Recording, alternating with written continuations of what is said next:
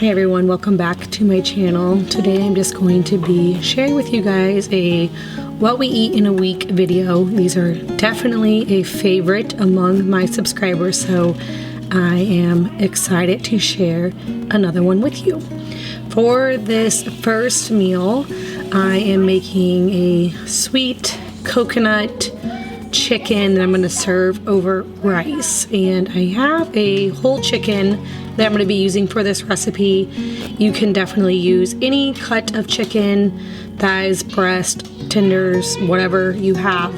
I had a whole chicken and it wasn't completely defrosted, and so I put it in my Instapot with a little bit of water and let that cook. And then when it's finished cooking, I always take it out of the Instapot and let it cool, and try to let it cool long enough before I get back to it so I don't burn my fingers. And while that is cooling, I am whipping up a homemade blackberry jam because I will be adding that into the sauce that I'm making for this chicken.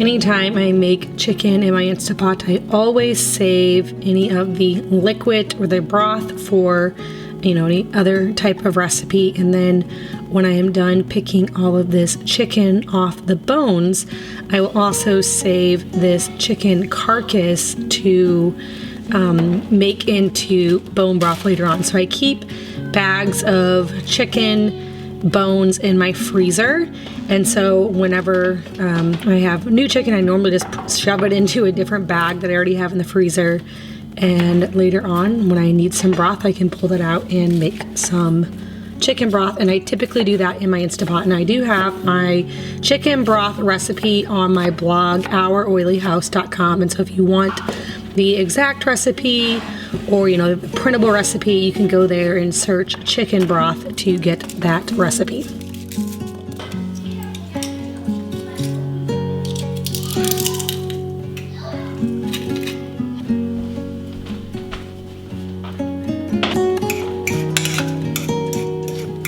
I also have the recipe for this blackberry jam that I'm making. It is very simple, and I'm actually thickening it with some chia seeds, and the only ingredients in it are the blackberries, chia seed, and some maple syrup. You can also make it with honey, but same with the chicken broth recipe. If you want the exact recipe and all of the measurements, you can go to ouroilyhouse.com to get that recipe. So for this recipe, I have my shredded chicken, some diced onions, and minced garlic in my Dutch oven. I'm adding in some coconut aminos, apple cider vinegar, and a couple tablespoons of my blackberry jam. And then I'm adding in some of that chicken broth from the Instapot. And then some spices, pepper, salt, a little bit of garlic, and onion powder. And then I'm just going to let this simmer on the stove to marinate the chicken.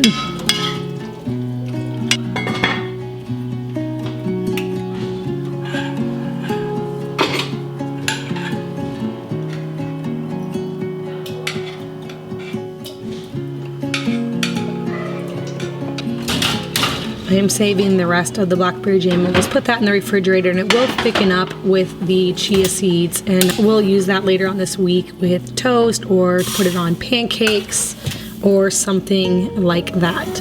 Alright, so now I'm just going to get some rice steaming. I'm just making a couple of cups of rice because, like I said, we will be putting this chicken over rice. Now, typically I like to use bone broth instead of water in my rice. It just adds more nutrients and flavor. So I'm using the rest of that chicken broth.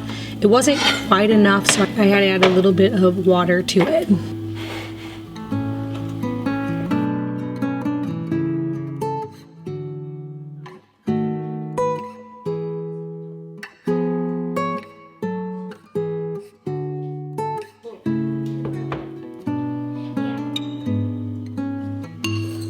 While my chicken is simmering and my rice is steaming, I'm getting some sourdough dinner rolls going.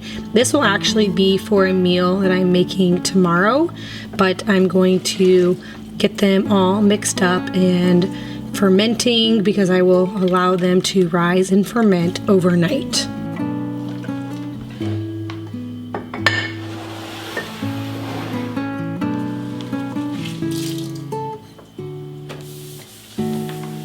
I like to use my bread machine as my mixer because I don't have a KitchenAid mixer and it works just fine. It's not near as pretty and I don't leave it out. I like store it on top of my refrigerator, but I will say that it works just fine. So until the bread machine goes out, I will be using this as my mixer. Then I went ahead and fed my sourdough starter and I'll just leave that on the counter to ferment so it's ready for another recipe.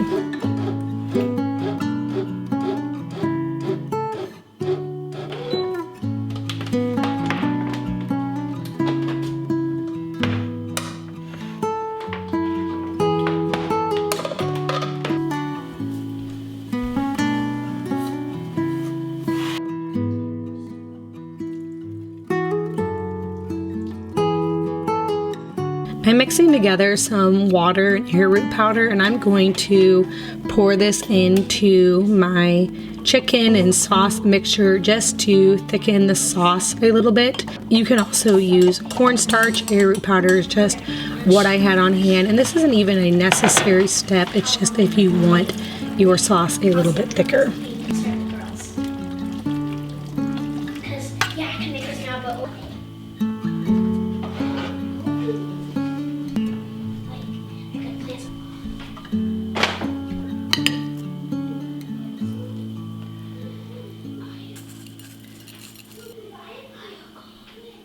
All right, I'm gonna take a quick break from cooking and tell you guys about today's video sponsor, Blue Land.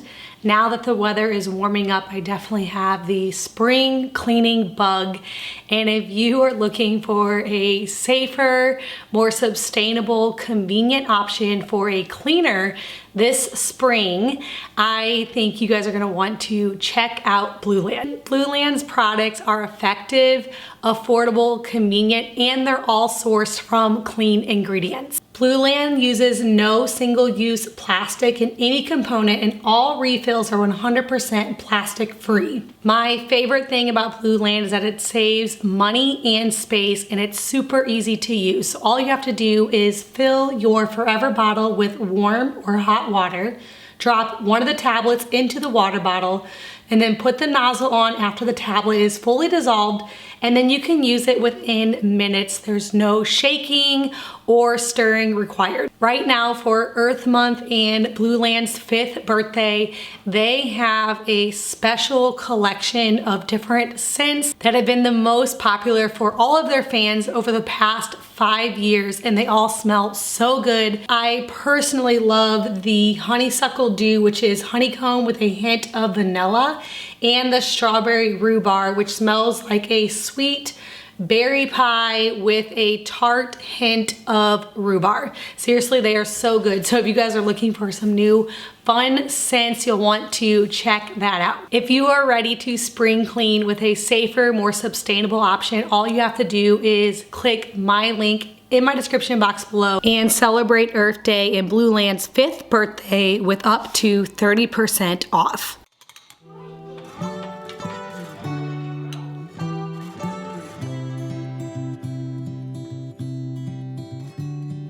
All right, so anytime you guys see the camera shaking, that is because my toddler is absolutely obsessed with my tripod and he is always holding on to it and like knocking it over. It's a struggle. So sometimes you get those shaky clips and that's because he is messing with it. But anyway, I am going back to these dinner rolls. I let them ferment overnight and now I'm just going to shape them and put them into a greased pan here, and I'll let them have a second rise for about 2 hours, and then I will bake these, and these will go with our dinner tonight.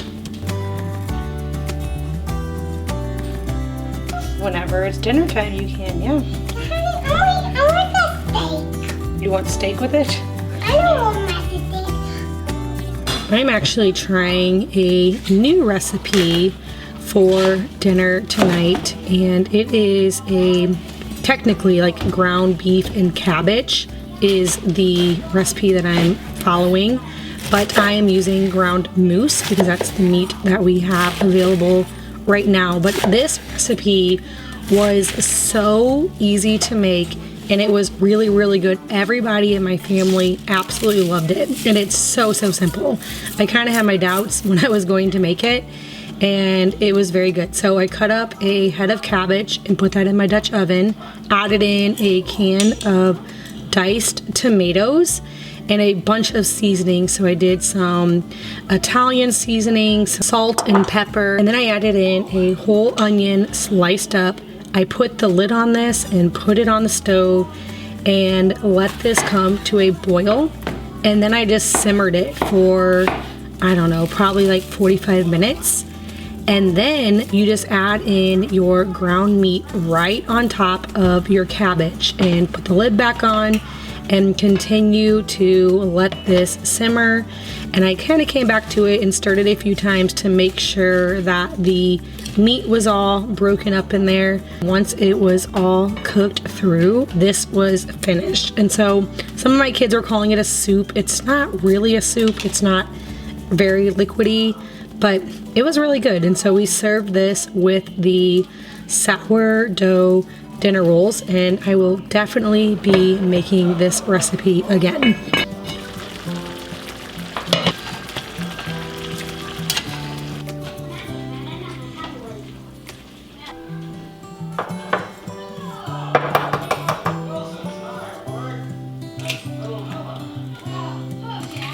One of the main reasons I love cooking all of my meals from home is that it can really save your family a lot of money, and it's so much healthier than trying to find convenient foods. And my biggest tip for being able to come up with homemade meals is just having meat defrosted in the refrigerator and having a fully stocked kitchen. And so over time, this gets easier because I spend a lot of time in the kitchen, so I know what things I need. But having my kitchen stocked with the essentials makes it super easy to come up with a meal. So kind of like the meal I made yesterday, the cabbage and ground moose. It was one of those days where I'm like, what am I going to make for dinner? You guys all know when that happens. And I could quickly look around and found, just a few things. I didn't need that many ingredients and was able to come up with a decent meal. Now, this next meal I'm making is actually a Southwest chicken bowls. On this particular day, I had over my sisters and my mom and all of my nieces and nephews. And I find that making a meal like this, especially when there's a lot of kids, is always a crowd pleaser because everyone can kind of add to it what they want and kind of customize it. And so I am just making a bunch of different toppings and going to leave everything kind of separate, and then everybody was able to make their own taco bowl, or Southwest chicken bowl is what I was calling it, the way that they want it. And so we had some diced up tomatoes and red onions, cilantro, lettuce. I sauteed some peppers and onions, and then I had the Southwest chicken.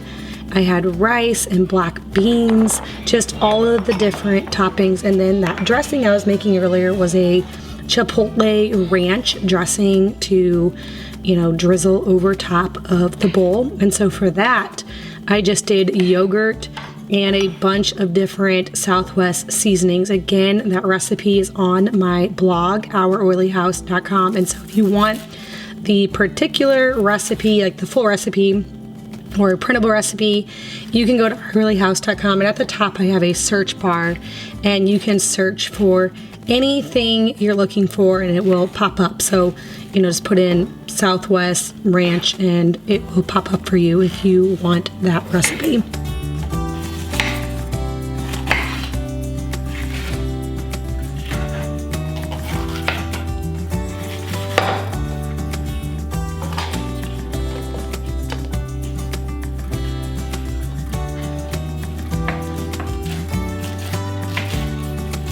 I did not get a final like clip of me making one of these, but I will show you kind of the whole spread that I have. By the time I was done making this, everyone was arriving, and so I put the camera away and I didn't film like us making our bowls, but I had them all over for lunch and then kind of a play date with all the kids, and everybody really enjoyed this meal.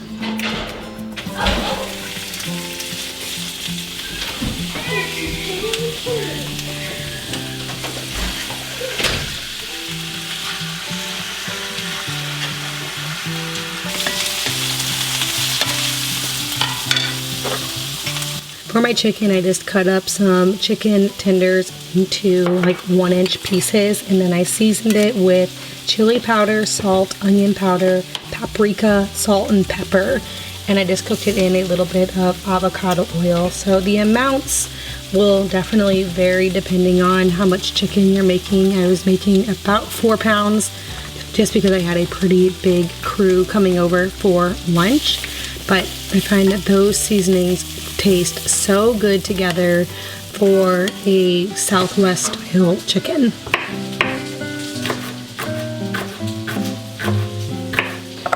Did you see Carolyn's have Jacob?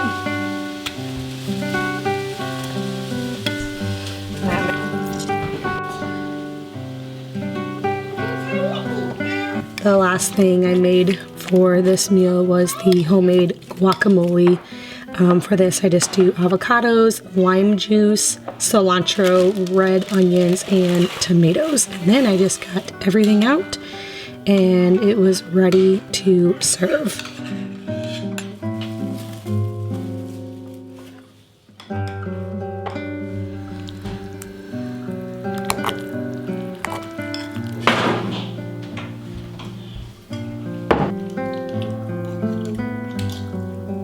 Another big perk of cooking all of your meals from home is experimenting in the kitchen and coming up with new recipes that my family absolutely loves. I love whenever I'm kind of trying something a little bit new and different, and they all lap it up and love it, and you know, they're like, oh man, you should definitely make this again. That is so fun to me, and something that gives me a lot of joy.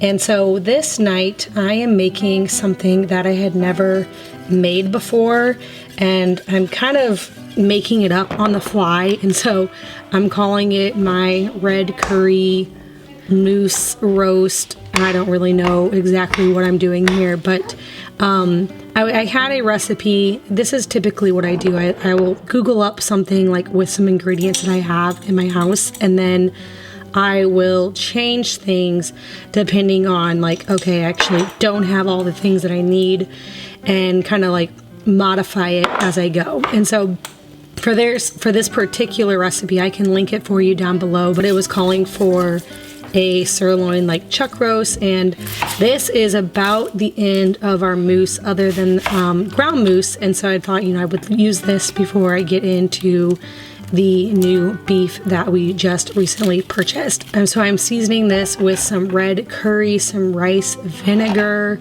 apple cider vinegar, a little bit of maple syrup, and then I'm laying it on a bed of onions, and I will let this cook in my oven for several hours to slow cook. And while that is cooking, I'm going to get the other things done for this meal.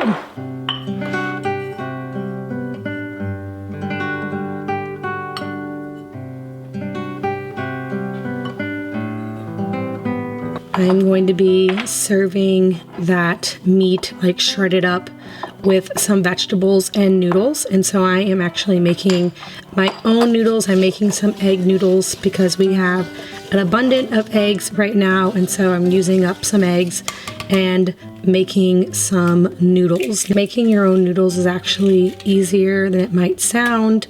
Obviously, it would even be easier if you had a like noodle cutting machine, but I just did this all by hand, and it was still a pretty easy process. And making noodles takes very basic ingredients, just some flour, water, eggs, a little bit of salt, and you can make them. And once you make homemade noodles, you'll probably never want to go back to store-bought. Now, I obviously still have store-bought noodles because it's nice to have certain things on hand to make really quick meals. But if I ever have a little bit of extra time, it's kind of fun to go the extra step and make your own.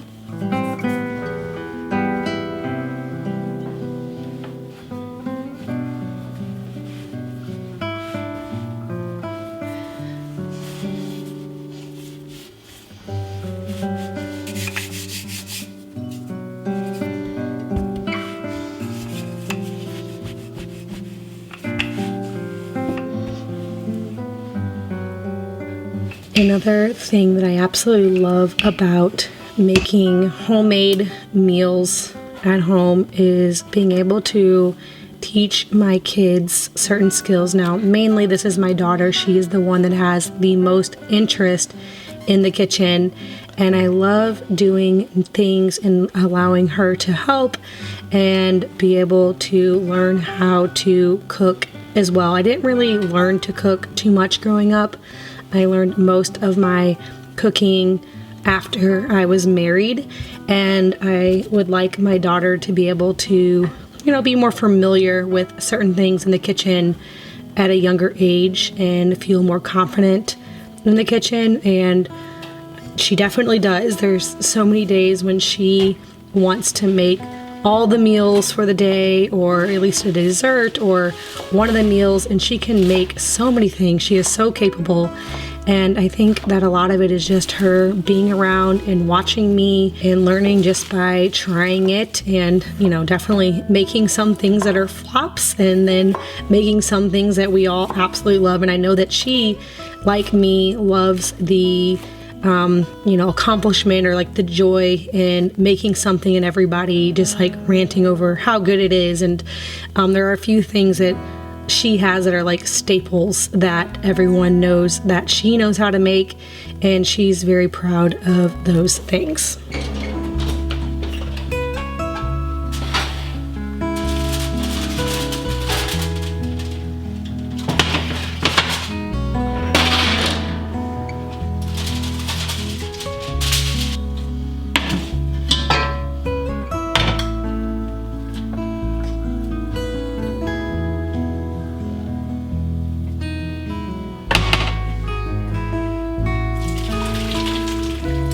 After my roast was finished, I allowed it to cool a little bit and then cut it up. And I put all of the juices from the sauce that I made and from the roast back in my Dutch oven. And I'm putting the meat in there to let it simmer. Then I will be adding in all of the veggies that I cut up, which was some cabbage and some red peppers and some green onions. And while that's all simmering, I am starting to boil my noodles, which I will be serving this with.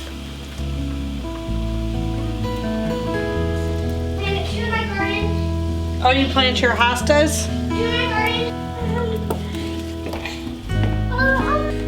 No, they're red.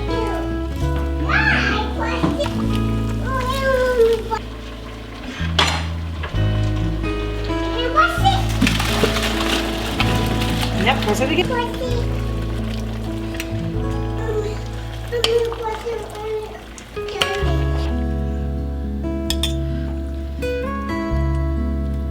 Once this was finished, I just drizzled it with a little bit of coconut aminos and topped it with some sesame seeds.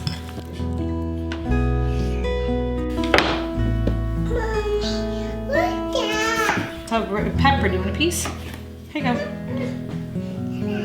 For this last meal, I am making a very basic meatloaf and some mashed potatoes. This is a family favorite for sure. Everyone loves when I make a meatloaf, and it always varies a little bit depending on the ingredients I have in my refrigerator. So on this day I had some celery, onions, and peppers, and so that is what I'm cutting up to put in with my meatloaf. Sometimes I put shredded carrots in my meatloaf, but I love to add a lot of vegetables in.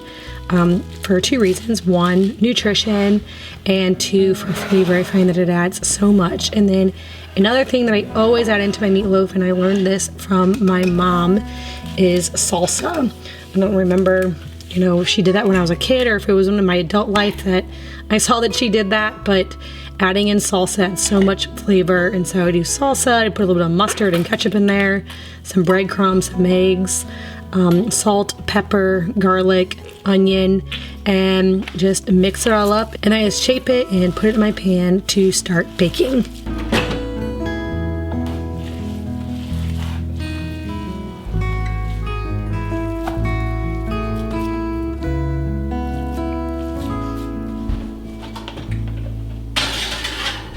While that is baking, I'm going to get my potatoes going.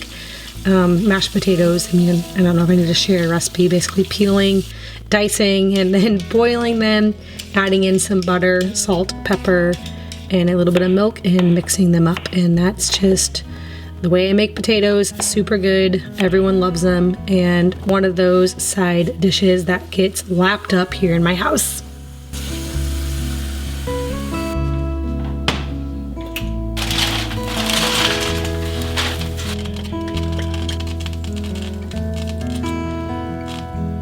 I also decided to roast some green beans to go with this. So I added some oil and some salt and pepper, and I will just stick those in the oven at the end. You know, my meatloaf's almost finished, to let that cook. And now I am mixing up a topping for my meatloaf. I'm just doing some ketchup and brown sugar, and I will brush that on top of the meatloaf whenever there's about 5 minutes left, and let that cook in and kind of do a little glaze on top. Just an extra step that makes it taste really delicious.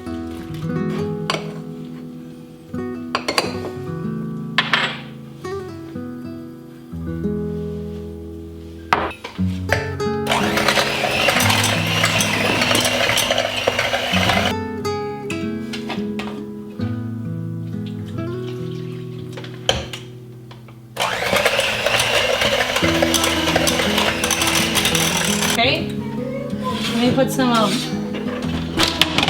As you guys can hear, I always have lots of little ones around me when I'm cooking and asking lots of questions, and you know, learning even at a young age of how to cook and what goes with which meals. I get lots of questions of where my kids are when I'm cooking, and I promise you they're all just right there, just right outside of the video clip.